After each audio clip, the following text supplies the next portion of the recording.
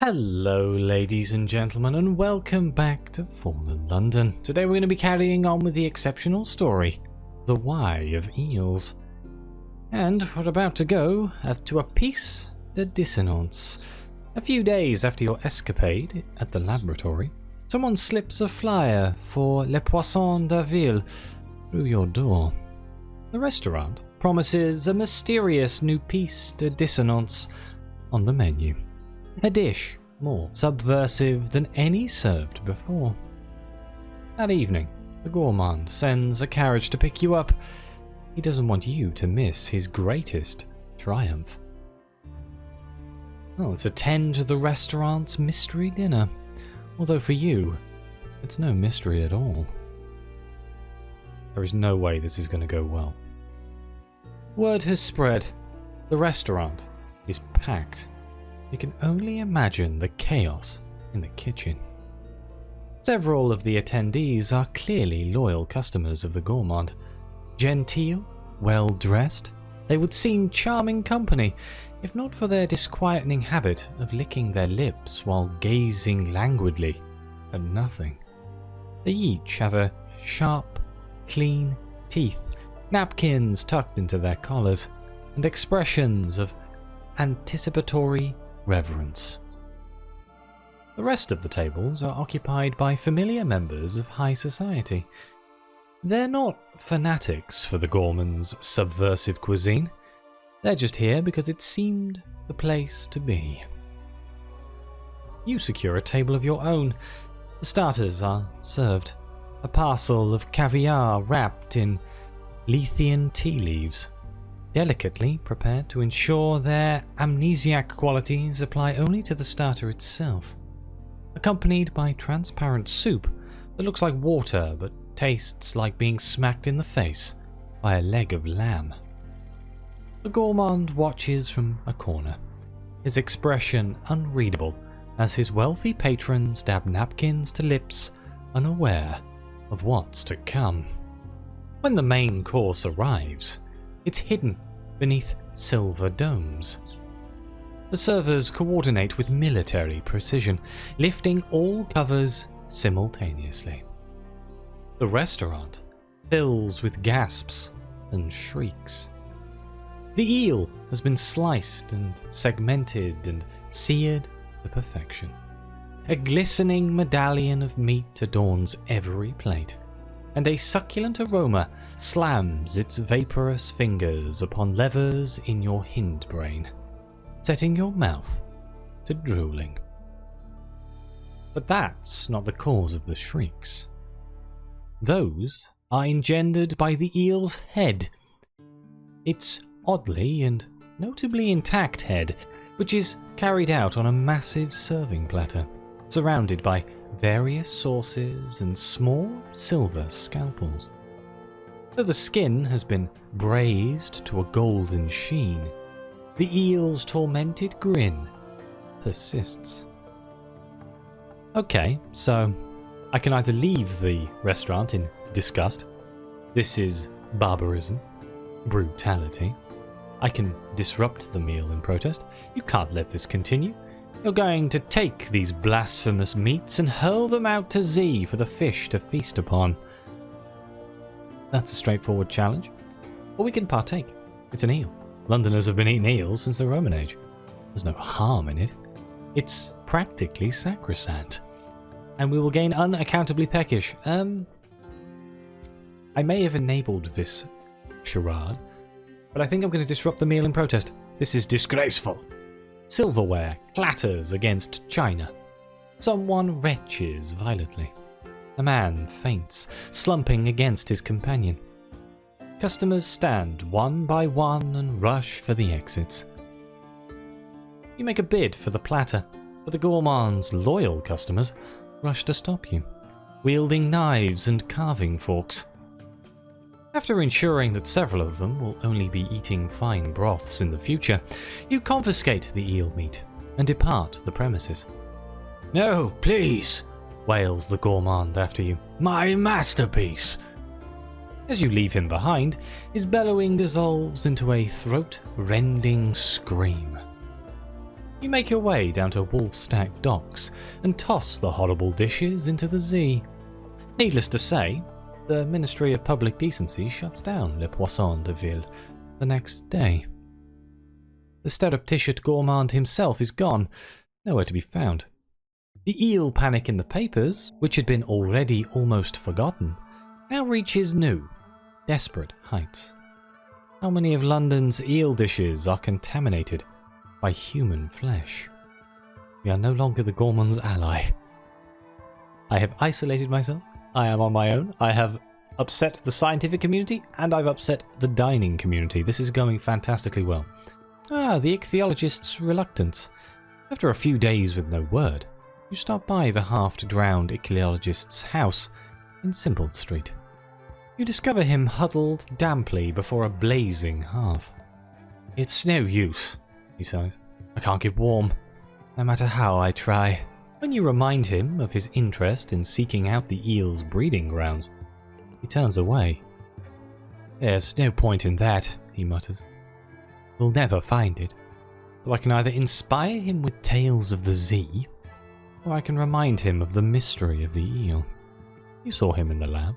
His eyes aglow with curiosity. He wants to solve this. He burns to. Go with that option. You show him your notes from the lab. The eel's strange physiology. The human eye. Something bizarre is happening here. And as a man of science, he must want to solve it. And if he can find where the eels of the Neath go to spawn, he'll go down in ichthyological history. None of that has much of an effect until you finally remind him of the quote from Shakespeare. That makes him sit up in his chair. Reflected flames dancing in his eyes. "Yes," he says finally. "You're right. I have to see this through. For him, if nothing else." You know better than to ask for whom, in case it dispels the man's renewed determination. He pulls out a trunk from beneath his chaise longue, blows off the dust and begins to extract seafaring equipment. A compass, an oilskin coat, a sextant. He thrusts some Z-map into your hand, covered in scribbles and arrows pointing to possible spawning sites. He shrugs into the oilskin. "We'll need a submarine." "Oh. Well, I don't have one, so this could be interesting. Who are we going to go to get one?" Well, let's find out. By the time you reach the docks, the ichthyologist's renewed sense of purpose has already started to fade.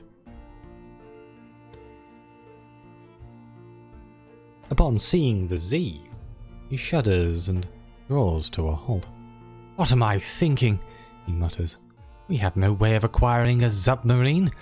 I've heard they exist, but I've never even seen one, let alone taken one beneath the waves." He underestimates your resourcefulness. You promise a submarine by day's end. I knew this was going to be an option. "Here's one you brought earlier." Yeah, I don't have a submersible. I really should get one at some point, because I feel like that might be the most interesting of the boats. But the other options we have is we can borrow one from the carpenter's granddaughter. That's because we did the Leviathan exceptional story. As far as you know, she still has that remarkable contraption, a steamer that can dive beneath the waves. We can enlist the help of the retired submariner. Her seafaring days are over. Her submarine has sunk. Does she have any leads on where one might hire a submersible?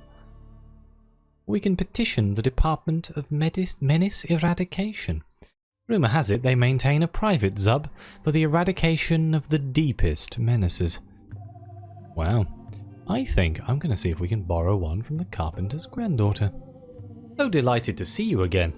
She takes a little persuading before agreeing to loan out her ship for your expedition. She's finally won round when you introduce her to the ichthyologist, and the two get along famously while discussing the similarities between ancient coelacanths and modern Zee predators. With some delicacy, you bring the topic back to finding the spawning grounds of the eels. "Sounds like a worthy cause," she says finally. I'd accompany you if it weren't the busiest part of the academic year, but be careful with my ship. The steamer waits in the docks. The ichthyologist is stunned by its ability to collapse into a submarine at the pull of a lever. Well, let's go. Your submarine bobs in the dark water, ready to descend. The half-drowned ichthyologist has already climbed inside. He sits primly on his steamer trunk, hands folded in his lap, waiting for you to board. Let's set off. Let the Z swallow you. You're going wherever eels go. Your Zub slips beneath the waves. The lights of London and the lights of the false stars are gone, perhaps forever, replaced by an endless weight of darkness. I am not a fan of this. There not being a picture here makes me feel uncomfortable. I guess that's the point. The migration of the eels is almost over, but a few latecomers are still emerging from the mouth of the stolen river. Following them in this darkness is like chasing ghosts in a fog. Okay, so we have a couple of options. We can assess your crew. The hull creaks. Down here, that's all that stands between you and approximately 10,000 tons of water. That, and the competence of your crew. Let's see what this says. The crew are the best you could find at a moment's notice. You watch over them with an eagle eye, while they calibrate the depth gauges. The helmswoman is fortunately an old hand and sings a shanty while she steers between great columns of underwater basalt. The half-drowned ichthyologist darts between charts and instruments, eyes gleaming. Every now and then you find him with his nose pressed against the porthole, watching the fish dart past. "I'm ready to get into the swing of things," he insists. "I thought I'd be terrified to be back at Z, but I'm fine. Really." Wait, we can take notice of a rival? Is that another submarine? It is indeed. Half hidden in a forest of kelp. Its lights dimmed, but not dimmed enough. There's a second submarine in these waters. You order your crew to pump the engines and speed away into the black depths. For a while you think you've lost the other Zub. Then the next day you spot it again. A sharp nose breaking through a school of pallid fish. Lights sweeping the Z floor. Searching for you. It spots you at the same time you spot it. There's a series of signal flashes from the other Zub's porthole. You decode the message. "Hurry up, I'm getting hungry." The streptitious gourmand hasn't given up on his dream of using the grinning eel in his cuisine. He's followed you out here. Once again, you order full steam ahead. Your engines churn the dark water, kicking up great clouds of silt as you accelerate into the murk. You've left the gourmand's submarine far behind. Hopefully, that's the end of it. In the subsequent lull, the ichthyologist approaches you. He has something he wishes to get off his chest. "I seem nervous. It's because I haven't been out to Z since the incident. The incident where I nearly drowned." He takes a shuddering breath, and you hear the gurgling in his lungs. "As you may have noticed, I never quite got over it. I'm not quite a drownie, but I did die at Z, even if some prompt medical attention brought me back." A dam has burst. The ichthyologist's story comes flooding forth. Let's hear him out. The ichthyologist's words are jumbled, rushed, tumbling over one another in his haste to get them out before his nerve fails him. "I was on an expedition with my colleague, a malacologist," says the ichthyologist. "The two of us had been joined at the hip since our university days. We dreamed of going down in history, or at least ichthyological history. Youth, you know how it is. He pauses for breath, dashing a tear from his eye, and continues. Our ship sank. Not our fault. Really, just a bad storm. I was rescued, though my lungs were full of water and my heart stopped for several minutes. The malacologist was not recovered. He didn't half drown. He didn't do anything by halves. Another shuddering breath. I gave up on my studies. I swore off the Z. I don't know why I thought I could face it again. That's not all. The ichthyologist seems hesitant to share this, but he's in a sharing frame of mind. The malacologist and I kind of had a joke. Every time we turn up some new bizarre Z creature, you see. Something that was, as they so often are, utterly alien and violated all biological principles. He pauses. We quote a line from Shakespeare to each other. There are more things on heaven and earth, Horatio. So when the eel said that to us, some part of me thought it was a message. But no. Surely it's a coincidence.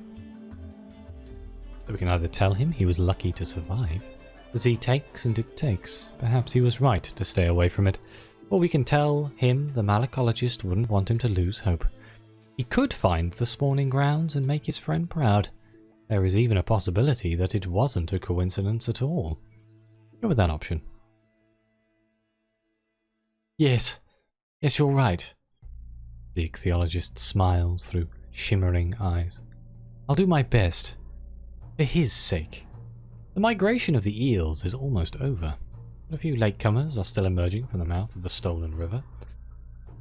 Okay, so we have a few options here. We can formulate our own theories. We have a 0% chance of success. Without the ichthyologist's expertise, predicting the eel's movements is much harder, but not impossible. We can peer through the portholes.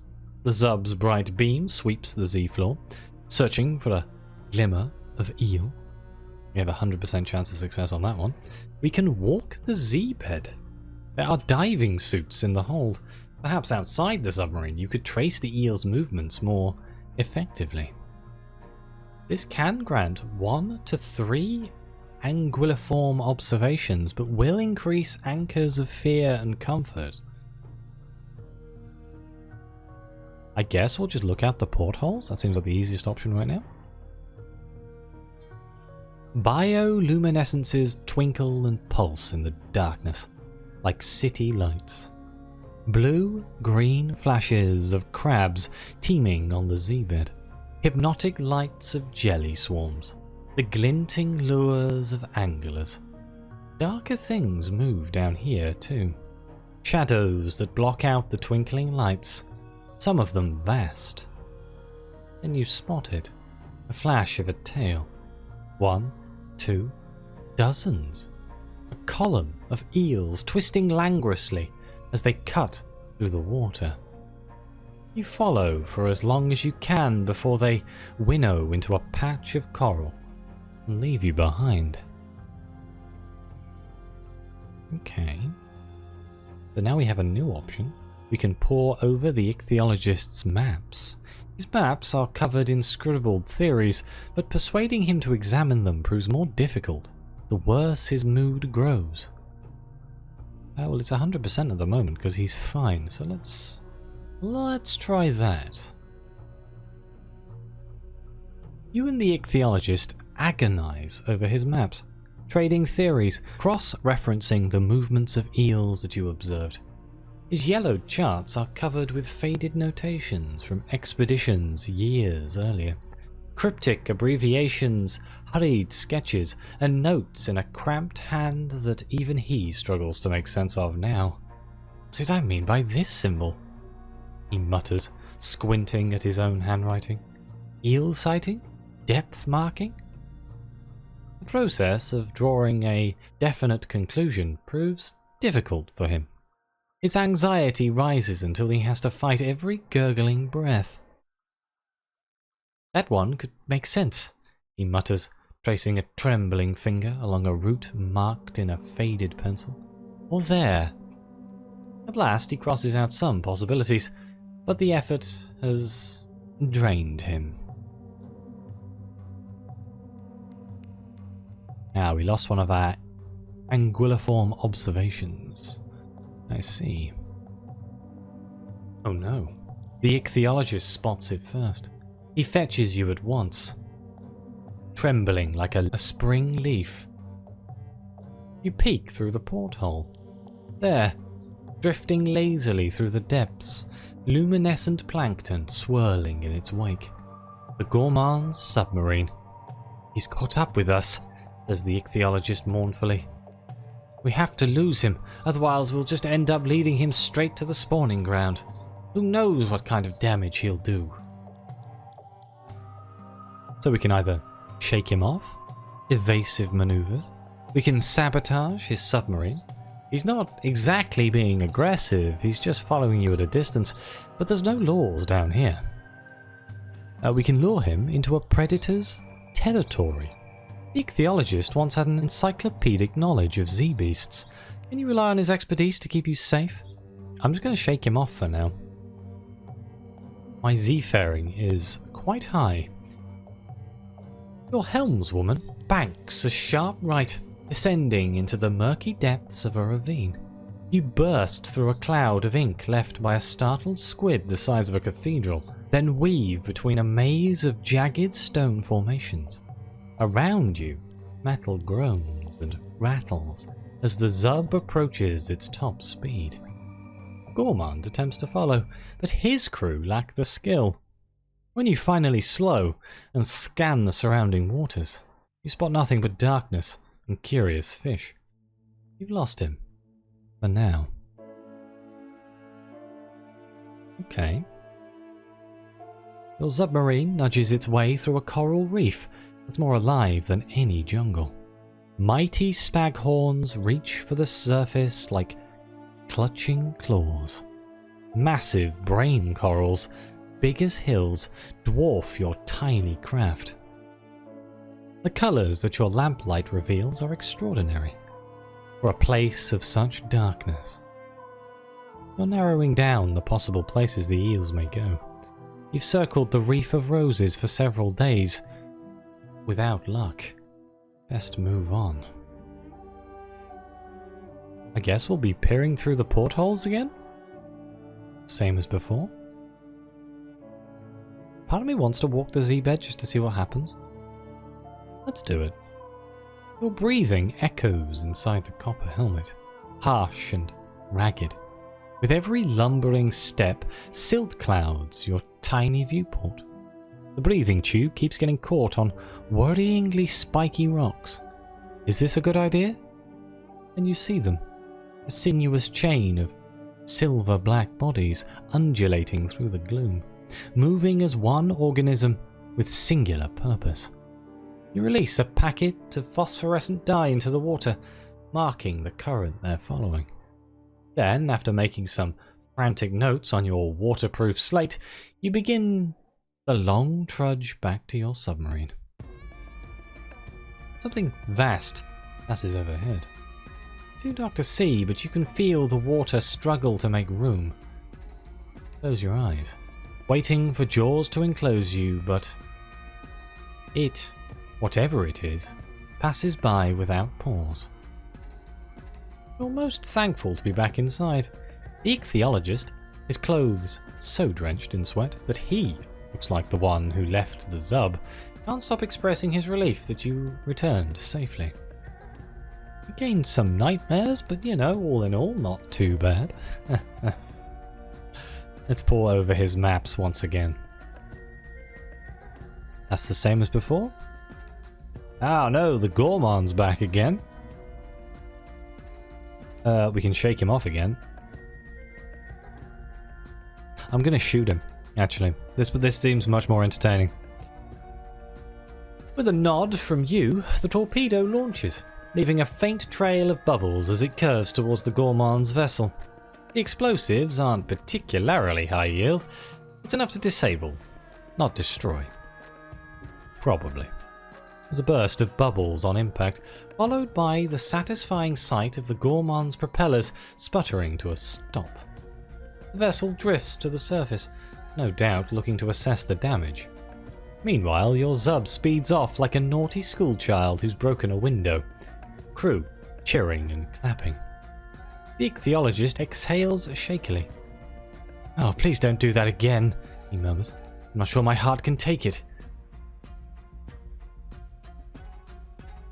You can't dive forever. You spend the mornings drifting on the surface, hatches open, savouring the cold air and the sight of the false stars. Once lunch is over, it's time. One by one, your groaning crew slam the hatches shut. The submarine sinks beneath the waves once more. The search goes on. I can formulate my own theories almost. Let's just pore over his maps again.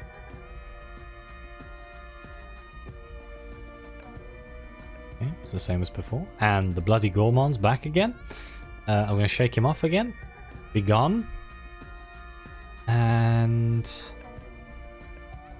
we're almost there. We've got 2 possible places, and we need 1. Your Zub coasts above the abyssal plain. Ancient silt billows beneath its hull, sending explosions of tiny fish darting in all directions. Let's peer through the portholes again. I assume it's going to be the same.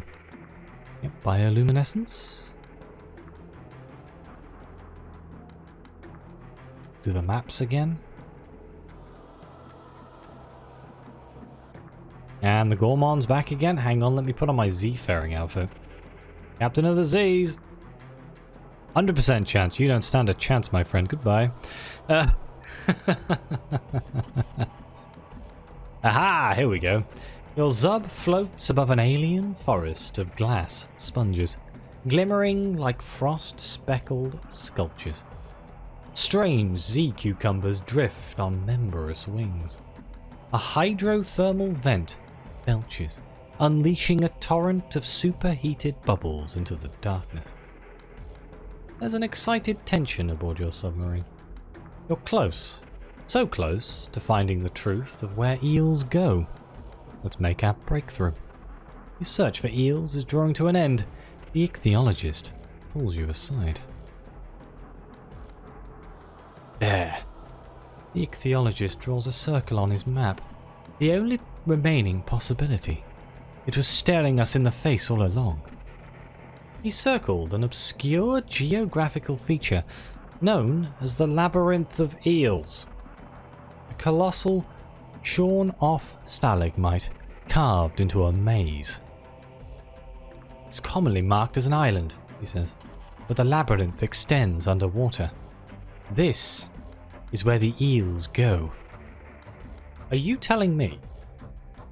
We were exploring the Z, and there is literally a place called the Labyrinth of Eels.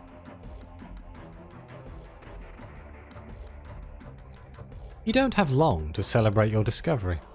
The next day you awaken to an explosion. Alarms blare. Water sprays through a jagged split in the hull. A diving suit is missing. One of your crew has betrayed you. You glance through the porthole and see the gourmand's submarine speeding off into the distance. No doubt headed for the labyrinth. Your crew scrambles for the emergency pumps, but you can see from the rapidly rising water that this is no quick repair. The Z is going to claim you. And I think this is a good place for me to end the episode. We'll brace for the end in the next. I'm going to thank you all so much for watching. Please like, subscribe, let me know what you think. Your comments are greatly appreciated. Thank you again to the members of the channel and the coffee supporters. It really does mean the world to me. And as always, I'll see you next time.